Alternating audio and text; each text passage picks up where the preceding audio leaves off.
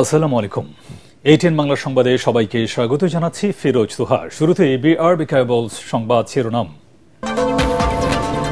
খালেদা জিয়া সহ জুলাই অভ্যুত্থানে ভূমিকা রাখা ব্যক্তিদের আসনে প্রার্থী দেবে না এনসিপি। সংস্কার ও জুলাই সনদে সংহতি জানালেই জোটে যাবে দলটি।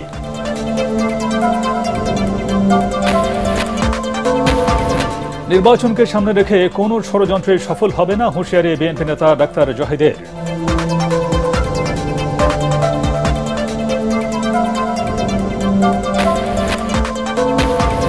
আগামী নির্বাচনে আওয়ামী লীগের অংশ নেওয়ার সুযোগ নেই। সিলেটে জামায়াতের আমির জুলাই সনদের আইনি ভিত্তির জন্যই আগে গণভোট দাবি।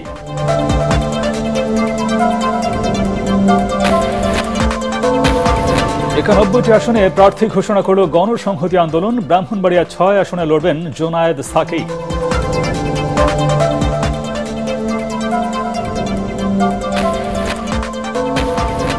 এবং ইতিহাস গড়ে নিউ ইয়র্কের মেয়র নির্বাচিত হলেন ডেমোক্র্যাট প্রার্থী জোহরান মামদানি। ভার্জিনিয়া ও নিউ জার্সিতেও রিপাবলিকানদের ভরাডুবি।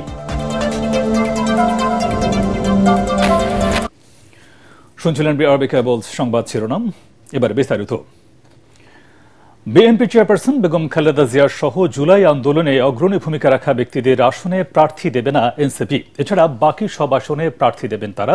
এই তথ্য জানিয়ে দলটির আহ্বায়ক নাহিদ ইসলাম বলেছেন, জোটের বিষয়ে এখনও সিদ্ধান্ত হয়নি।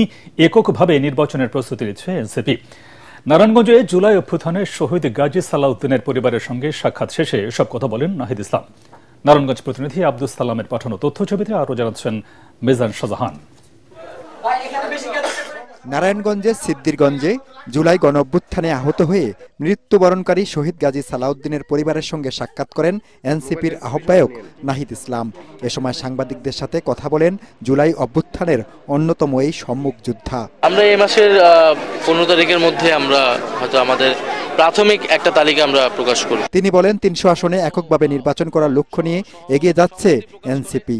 তবে জুলাই অভ্যুত্থানে বীরত্বগাথা আছে এমন ব্যক্তিদের আসনে প্রার্থী না দেওয়ার কথা ভাবছেন তারা। গণতন্ত্র প্রতিষ্ঠার লড়াইয়ে অগ্রণী ভূমিকা পালন করেছেন, সেটা খালেদা জিয়ার কথা নাসিরউদ্দিন পাটোয়ারি বলেছেন। ওনাদের বিষয়ে আমরা ওনাদের সম্মানে হয়তো আমরা সেসব জায়গায় আমরা প্রার্থী দিব না, বাট এছাড়া আমাদের সর্বাধিক আসনে আমরা আমাদের প্রার্থী শাপলাকলির জন্য আমরা প্রার্থী দিব এবং বাংলাদেশের মানুষের কাছে আমরা সেই আহ্বান জানিয়েছি। নাহিদ ইসলাম আরো বলেন, সংস্কার আর জুলাই সনদের দাবির সঙ্গে কোনো রাজনৈতিক দল সংহতি জানালে জোটের বিষয়টি বিবেচনা করা হবে। জুলাই গণঅভ্যুত্থানে শহীদ ও আহতদের সবার সহমর্মিতা দেখানো উচিত বলে মন্তব্য করেন তিনি। জুলাই সনদে এই আমাদের যে সংস্কারের দাবিগুলো আছে, এই দাবিগুলোর সাথে যদি কোনো দল ঐক্যবদ্ধ বা সংহতি প্রকাশ করে, সেক্ষেত্রে আমরা জোটের বিষয়টা হয়তো বিবেচনা করব, বাট আমরা এখন পর্যন্ত এককভাবেই আগাচ্ছি। এর আগে সিদ্দিরগঞ্জে গাজী সালাউদ্দিনের কবর জিয়ারত করেন নাহিদ ইসলাম সহ এনসিপির কেন্দ্রীয় ও স্থানীয় নেতারা। গাজী সালাউদ্দিন ছিলেন একজন স্কুল শিক্ষক। জুলাই আন্দোলনে আহত হয়ে চিকিৎসাধীন অবস্থায় গত ২৬ অক্টোবর মারা যান তিনি। Bureau report, ATN Bangla. নির্বাচনকে সামনে রেখে নানা ষড়যন্ত্রের বেড়াজাল বোনার চেষ্টা চলছে, তাতে কোনো লাভ হবে না। ফেব্রুয়ারিতেই নির্বাচন হবে বলে মন্তব্য করেছেন বিএনপির স্থায়ী কমিটির সদস্য ডক্টর এজেড.এম জাহিদ হোসেন। তিনি বলেন, চেয়ারে বসে বা বাইরে থেকে গণতন্ত্রকে প্রলম্বিত করার চেষ্টা দেশের মানুষ সমর্থন করবে না। ৭ নভেম্বর জাতীয় বিপ্লব ও সংহতি দিবস উপলক্ষে শ্রমিক দলের আলোচনার সভায় তিনি এসব কথা বলেন। ডক্টর জাহিদ বলেন, জুলাই আন্দোলনের একক কৃতিত্ব নিয়ে অন্যকে তুচ্ছতাচ্ছিল্য করে লাভবান হওয়া যাবে না। বিএনপি কোনো ষড়যন্ত্রে বিশ্বাস করে না। জনগণকে সাথে নিয়ে গণতন্ত্র প্রতিষ্ঠা তাদের লক্ষ্য।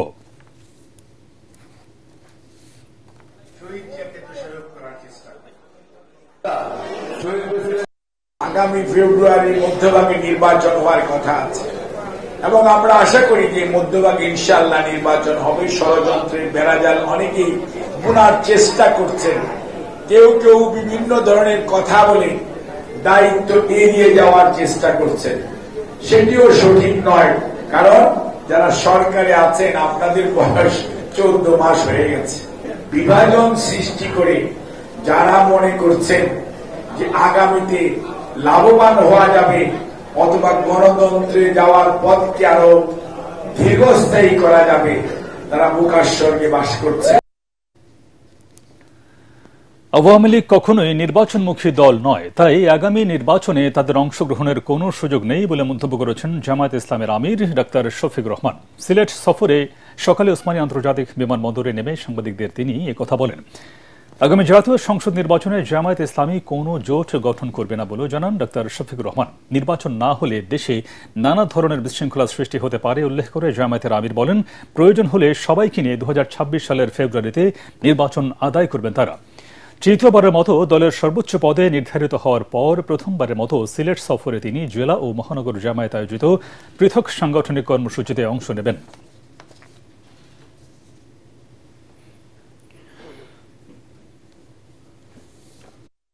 আওয়ামী লীগ তো নিজেই নির্বাচন চায়, আপনারা কি জোর করে তাদের উপর নির্বাচন চাপাই দিবেন? তারা যদি নির্বাচন চাইতোই তাহলে 3টা নির্বাচন করার সুযোগ তারা পেয়েছিলেন, হাতছাড়া করলেন কেন? তারা তো নির্বাচনে বিশ্বাসী কথা প্রমাণ করতে পারেননি। গণভোট আগে না হলে কিসের ভিত্তিতে সাধারণ নির্বাচন না হবে? এই জন্য আমরা চাই গণভোট আগে হোক এবং সনদ যেটা এটা তার আইনি বাস্তবতা খুঁজে পায়। ত্রয়োদশ জাতীয় সংসদ নির্বাচন সামনে রেখে 91 আসনে প্রার্থী ঘোষণা করেছে গণসংহতি আন্দোলন। দলটির প্রধান সমন্বয়কারী জুনায়েদ সাকি লড়বেন ব্রাহ্মণবাড়িয়া 6 আসন থেকে। রাজধানীর হাতিরপুলে দলের কেন্দ্রীয় কার্যালয়ে এক সংবাদ সম্মেলনে প্রার্থীদের নাম ঘোষণা করা হয়। পাবনা 4 ও ঢাকা 10 থেকে লড়বেন দলের আবুল হাসান রুবেল। এছাড়া ঢাকা 12 তসলিমা আক্তার, চট্টগ্রাম 9 হাসান মারুফ রুমি, বরিশাল 5 দেওয়ান আব্দুর রশিদ নীলু সহ 91টি আসনে প্রার্থী দিয়েছে গণসংহতি আন্দোলন।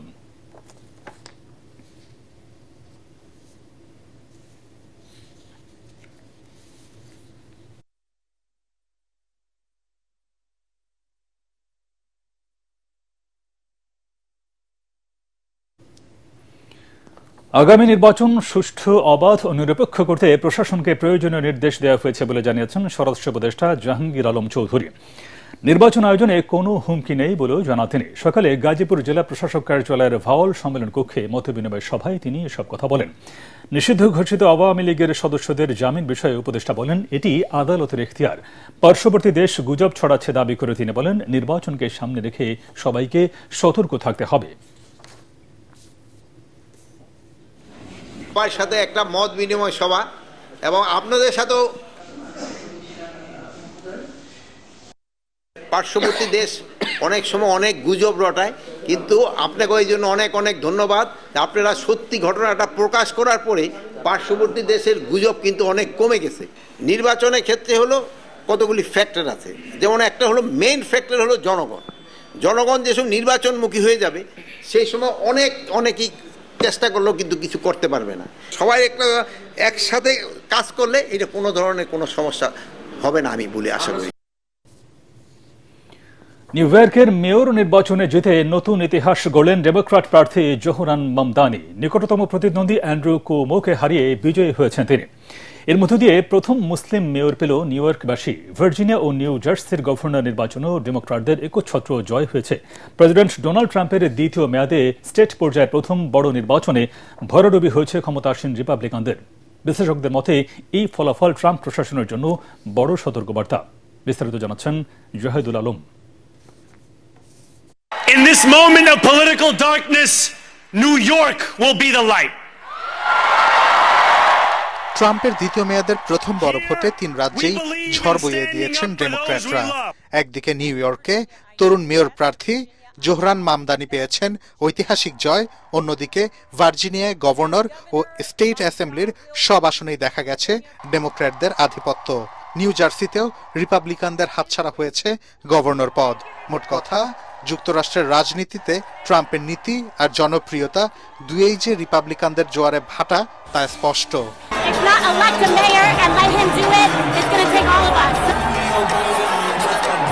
নিউ ইয়র্ক সিটিতে ডেমোক্র্যাট প্রার্থী জোহরান মামদানি জয় পেয়েছেন ব্যাপক ব্যবধানে। মাত্র 34 বছর বয়সে তিনি হয়েছেন শহরের ইতিহাসের সবচেয়ে কম বয়সী মেয়র। নতুন কর্মসংস্থান সৃষ্টি, প্রগতিশীল নীতি, আবাসন সংকট নিরসন ও অভিবাসীদের পক্ষে অবস্থান, এই ইস্যুগুলোই মামদানিকে নিউ ইয়র্কবাসীর কাছে জনপ্রিয় করে তোলে। তাই তো ট্রাম্প প্রশাসনের স্রোতের বিপরীতে গিয়েও বাজিমাত করেছেন এই মুসলিম যুবক। এই জয়কে নিউ ইয়র্কের রাজনৈতিক মানচিত্রে নতুন প্রজন্মের সিদ্ধান্তের প্রতিফলন হিসেবেই দেখা হচ্ছে।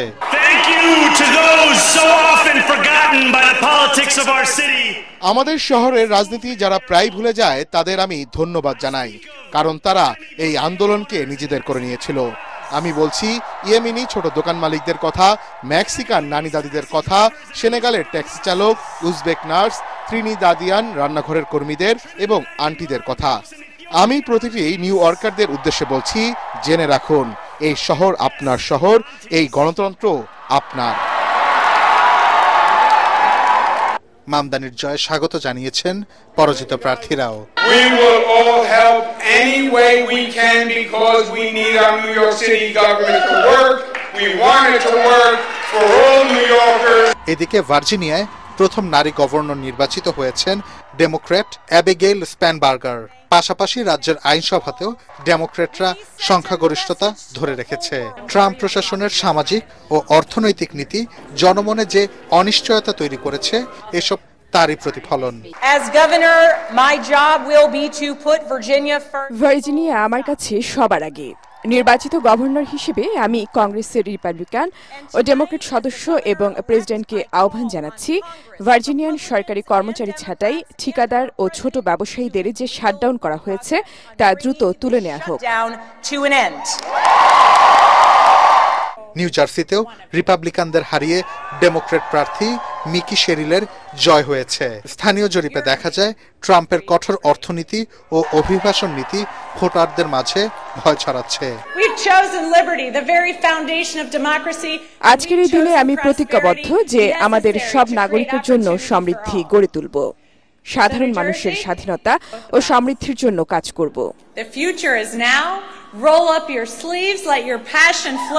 এই ফল দেশটির মধ্যবর্তী ভোটের জন্য ডেমোক্র্যাটদের মনোবল তৈরি করলেও রিপাবলিকানদের সামনে নিয়ে এসেছে কঠিন বাস্তবতা। ট্রাম্পের দ্বিতীয় মেয়াদের শুরুর দিকেই এই পরাজয় তার প্রশাসনের প্রতি জন অসন্তোষের ইঙ্গিত দিচ্ছে বলে মনে করছেন বিশ্লেষকরা।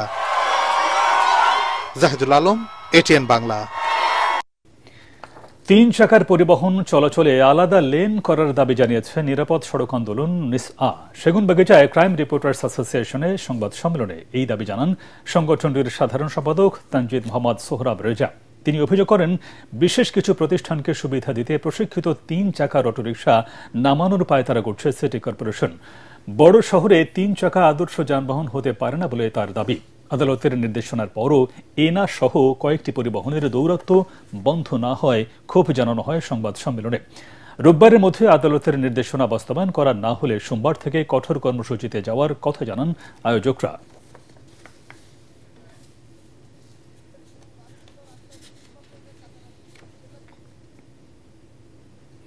পূবালী ব্যাংক বাণিজ্য সংবাদ।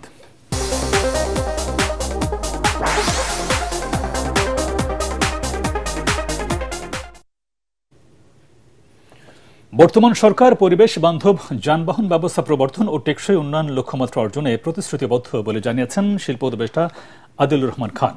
সকালে গাজীপুরের টঙ্গীতে Atlas Bangladesh limited electric motorcycle বাজারজাতকরণের কার্যক্রমের উদ্বোধনী অনুষ্ঠানে তিনি একথা বলেন। Atlas EV electric motorcycle carbon নিঃসরণ কমিয়ে আনবে এবং জীবাশ্ম জ্বালানির পেছনে ব্যয় হওয়া বৈদেশিক মুদ্রা সাশ্রয় করবে বলে জানান উপদেষ্টা। পরে তিনি প্রতিষ্ঠানটির বিভিন্ন ইউনিট ঘুরে দেখেন এবং ডিলারদের মাঝে নতুন ইলেকট্রিক বাইকের চাবি বুঝিয়ে দেন।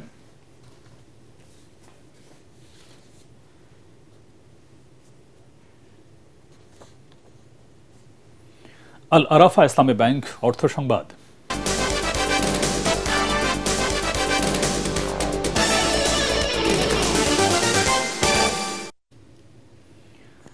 শেরপুরের শ্রীবর্দী উপজেলায় কলা চাষ দিন দিন জনপ্রিয় হচ্ছে। এতে খরচ কম, বাজারে চাহিদা ভালো ও কম সময়ে বেশি আয় হয়। কৃষকরা কলা চাষে আগ্রহী হচ্ছেন। এই অঞ্চলের কলা সুস্বাদু হওয়ায় স্থানীয় কলার হাটে প্রতিদিন প্রায় কোটি টাকার কলা বিক্রি হয় বলে জানিয়েছে কৃষি বিভাগ। শেরপুর প্রতিনিধি আব্দুর রহিম বাদলের রিপোর্ট, জানাচ্ছেন জাহিদুল আলম। অল্প পুঁজি, কম পরিশ্রম আর দ্রুত লাভ, এই 3 কারণে শেরপুরের শ্রীবর্দীতে দিন দিন জনপ্রিয় হয়ে উঠছে কলার চাষ। স্থানীয় উর্বর মাটি ও অনুকূল আবহাওয়া কলা উৎপাদনে দিন দিন বাড়তি সুবিধা দিচ্ছে। এতে নতুন চাষিরাও যুক্ত হচ্ছেন কলা চাষে। চলতি মৌসুমে শ্রীবর্দী উপজেলার 675 হেক্টর জমিতে কলার আবাদ হয়েছে। পাশাপাশি ওই একই ক্ষেতে শাকসবজি ও অন্যান্য ফসলও চাষ করছেন কৃষকরা। ফলে একই জমি থেকে চাষিরা পাচ্ছেন দ্বিগুণ লাভ। একে করে 30,000 টাকার মতন খরচ গেছে, আর আনের 5 লাখ 5.5 লাখের মতন বেচা কিনে করছি। এর জন্য আমরা খুব কলা বাগান করিয়ে খুব লাভবান। শেরপুর শ্রীবর্দী সড়কের চৌকিদার বাড়ি মোড়ের কলার হাটে এখন প্রতিদিন গড়ে প্রায় 1 কোটি টাকার কলা বিক্রি হয়। ব্যবসায়ীরা জানান, এখানকার কলা সুস্বাদু হওয়ায় ঢাকা সহ বিভিন্ন জেলায় যাচ্ছে এইসব কলা। এখান থেকে কলা যায় ঢাকা যায়, বিভিন্ন এলাকার জায়গা, বিভিন্ন ডিস্ট্রিক্টের জায়গা, কুষ্টিয়া জায়গা। অনেক বেচাকে নিয়ে চলতেছে হাটে, কৃষকেরা কলা আনে, আমরা আনি, পাইকারের কাছে আমরা বেশি। সপ্তাহে 2 জিপ গ্রাম এখান থেকে শ্রীবর্দী থেকে মাল নেই। এখান থেকে 2 দিন পর পর কলা নিয়ে যাই। এখান থেকে কলা নিয়ে যাওয়ার পর আমরা ভালো লাভবান। প্রায় 20 টাকার কাছাকাছি কলা বিক্রি করা হয়। এতে আমাদের এলাকার ব্যবসায়িক যারা গৃহস্থ আছে তারা খুবই লাভবান আছে। স্থানীয় কৃষি কর্মকর্তা জানান, লাভজনক এই ফসল চাষে কৃষকদের নিয়মিত পরামর্শ ও সহযোগিতা দেওয়া হচ্ছে। কৃষকদেরকে সার্বক্ষণিক আমরা পরামর্শ প্রদান করে যাচ্ছি। সদর ইউনিয়নের চৌকিদার বাড়ি হাটে দৈনিক প্রায় 1 কোটি টাকার মতন কলা বিক্রি হয়। দূর দূরান্ত থেকে পাইকাররা আসে, এখান থেকে কলা কিনে নিয়ে যায়। এটা শেরপুরের চাহিদা মিটিয়ে দেশের বিভিন্ন জেলায় এবং রাজধানীতেও এটা সরবরাহ করা হচ্ছে। সঠিক পরিচর্যা ও সরকারি সহায়তা পেলে শ্রীবর্দীর কলা সারা দেশে ব্র্যান্ড হিসেবে পরিচিত হবার বিপুল সম্ভাবনা রয়েছে। এতে আর্থিকভাবে স্বাবলম্বী হবেন এলাকার হাজারো কৃষক। Bureau report, ATN Bangla. সন্ধানী লাইফ ইন্স্যুরেন্স আন্তর্জাতিক সংবাদ।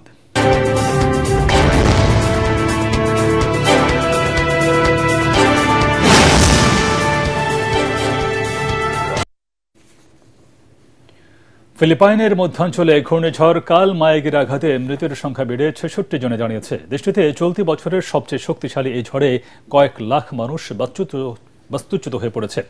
সবচেয়ে বেশি ক্ষতিগ্রস্ত সেবু দ্বীপেই মারা গেছে 49 জন, এখনও নিখোঁজ 26। এদিকে উদ্ধার কাজে অংশ নেয় একটি সামরিক হেলিকপ্টার বিধ্বস্ত হয়ে প্রাণ গেছে 6 জনের। গতকাল ফিলিপাইনের মধ্যাঞ্চলের স্থলভাগে আঘাত হানে ঘূর্ণিঝড়টি। এটি এখন কিছুটা দুর্বল হলেও ঘণ্টায় 80 মাইল বেগে ভিসায়াস দ্বীপপুঞ্জ পার হয়ে দক্ষিণ চীন সাগরের দিকে যাচ্ছে। এবারে খেলার খবর।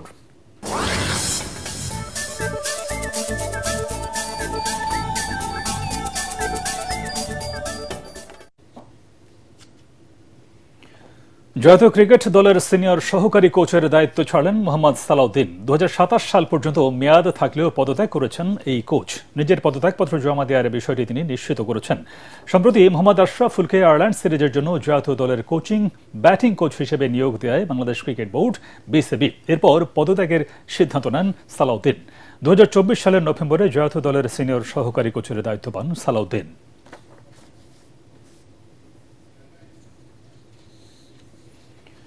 উয়েফা চ্যাম্পিয়ন্স লিগে বর্তমান চ্যাম্পিয়ন পিএসজি এবং রিয়াল মাদ্রিদ হারলেও জয় পেয়েছে 2 ইংলিশ জায়ান্ট লিভারপুল এবং আর্সেনাল। তবে ড্র করেছে জুভেন্টাস ও নাপোলি। বর্তমান চ্যাম্পিয়ন পিএসজিকে 2-1 ব্যবধানে হারিয়েছে বায়ার্ন মিউনিখ, আর রিয়াল মাদ্রিদকে 1-0 গোলে পরাজিত করেছে লিভারপুল। পরাগ আরমানের রিপোর্ট। प्राप्त कर चुकी है, एक बहुत ही लंबा रास्ता तय। স্প্যানিশ জায়ান্ট রিয়াল মাদ্রিদের সঙ্গে লড়াইটা সেনে হওয়ারই কথা ছিল লিভারপুলের, কিন্তু এনফিল্ডে ম্যাচটাকে একপেশে পরিণত করে ফেলে স্বাগতিকরা। তবে প্রথমার্ধ গোল শূন্যই ছিল। এই অর্ধে পেনাল্টির দাবিও তুলেছিল ইংলিশ দলটি, কিন্তু ভিএআর প্রযুক্তি নাচক করে দেয় লিভারপুলের দাবি। कहते हुए कि कोई नहीं आए। দ্বিতীয়ার্ধে গোল সংখ্যা বাড়ানোর চেষ্টা করতে থাকে লিভারপুল। শেষ পর্যন্ত খেলার 61 মিনিটে অ্যালেক্সিস ম্যাক অ্যালিস্টারের হেড রিয়াল মাদ্রিদ গোলকিপারকে পরাস্ত করে। এই গোলেই জয় নিশ্চিত হয় ইংলিশ জায়ান্টদের।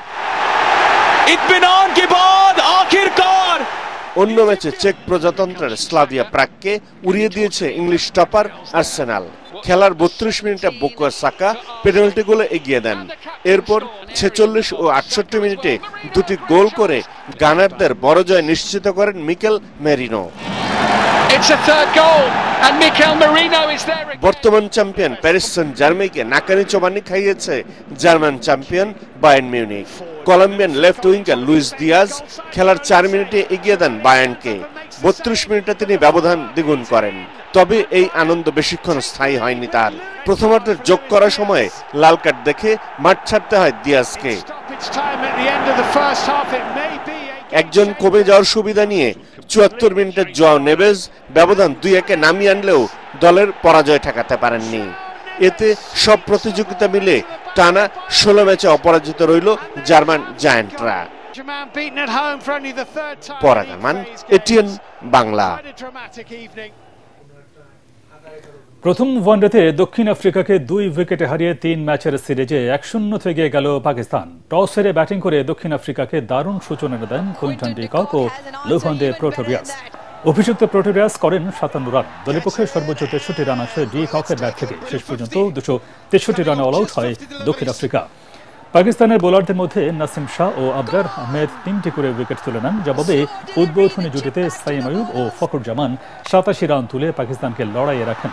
দলের পক্ষে সর্বোচ্চ 62 রান আসে সালমান আগার ব্যাট থেকে। 8 উইকেটে 264 রান তুলে জয় পায় পাকিস্তান। শেষ করার আগে বিআরবি কেবলস সংবাদ শিরোনাম আরেকবার। খালেদা জিয়া সহ জুলাই অভ্যুত্থানে ভূমিকা রাখা ব্যক্তিদের আসনে প্রার্থী দেবে না এনসিপি। সংস্কার ও জুলাই সনদের সংহতি জানালেই জোটে যাবে দলটি।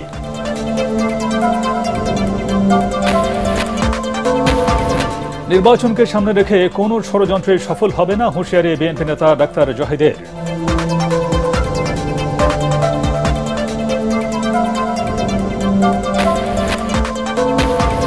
আগামী নির্বাচনে আওয়ামী লীগের অংশ নেওয়ার সুযোগ নেই। সিলেটে জামায়াতের আমির জুলাই সনদের আইনি ভিত্তির জন্যই আগে গণভোট দাবি।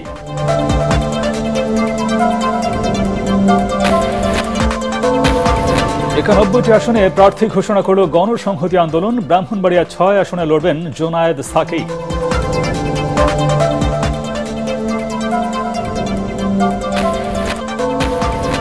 এবং ইতিহাস গড়ে নিউ ইয়র্কের মেয়র নির্বাচিত হলেন ডেমোক্র্যাট প্রার্থী জোহরান মামদানি। ভার্জিনিয়া ও নিউ জার্সিতেও রিপাবলিকানদের ভরাডুবি।